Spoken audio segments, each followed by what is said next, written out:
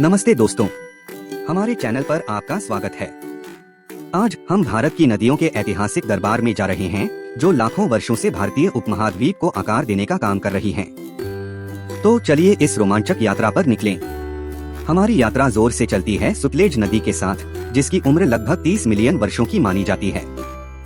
यह तिब्बत से उत्पन्न होती है और हिमाचल प्रदेश और पंजाब से बहती है, फिर पाकिस्तान में सिंधु नदी से मिल जाती है। अब हम जानेंगे यमुना नदी के बारे में, जिसकी उम्र लगभग 22 मिलियन वर्षों की मानी जाती है। यह उत्तराखंड के यमुनोत्री ग्लेशियर से निकलती है और गंगा का महत्वपूर्ण सहायक नदी है। अपने मार्ग पर फैले फलित मैदानों को पोषण पहुंचाती है। अब हम पवित्र गंगा की ओर बढ़ते हैं, जिसकी उम्र लगभग 15 से 20 मिलियन वर्षों की अनुमानित है। यह उत्तराखंड के गंगोत्री ग्लेशियर से उत्पन्न होती है और भारतीय सांस्कृतिक, धार्मिक और पारिस्थितिकीय गाथाओं में केंद्रीय भूमिका निभाती है।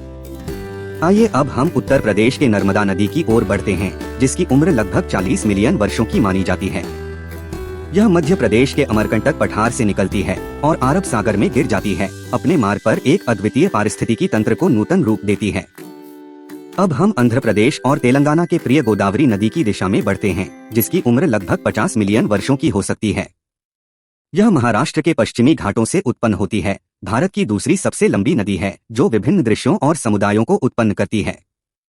अब हम प्राचीन कृष्णा नदी की खोज में हैं, जिसकी उम्र लगभग 130 मिलियन वर्षों की हो सकती है। यह महाराष्ट्र के पश्चिमी घाटों से निकलती है और अपने रास्ते में अनगिनती गाथाओं को गवाह रही है। आइए अब हम पश्चिमी धरोहर से जुड़ी ताप्ती नदी की तरफ बढ़ते हैं, जिसकी उम्र लगभग 50 से 60 मिलियन वर्षों की मानी जाती है। यह मध्य प्रदेश के सतपुड़ा पर्वत श्रेणी से निकलती है और अरब सागर में गिर जाती है, एक अद्वितीय पारिस्थितिकी तंत्र को नूतन रूप देती है। अब हम चलते हैं पूर्वी दिशा में, जहां हम संभावित रूप से 65 मिलियन वर्षों की उम्र वाली महानदी नदी से मिलते हैं।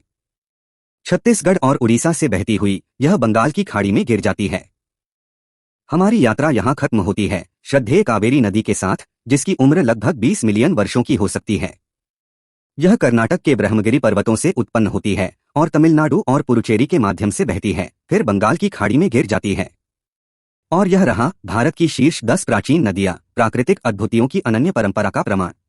अगर आपने इस समय यात्रा का आनंद लिया हो, तो वीडियो को लाइक करना और हमारे चैनल को सब्सक्राइब करना न भूलें। अगली बार तक जिज्ञासु रहें।